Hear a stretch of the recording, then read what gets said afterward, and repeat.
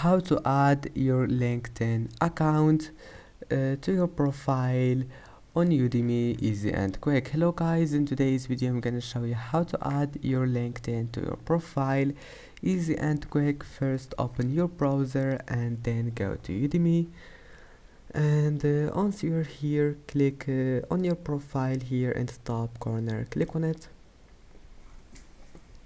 and then scroll down until you find LinkedIn here. Click on it and type your username and then save it.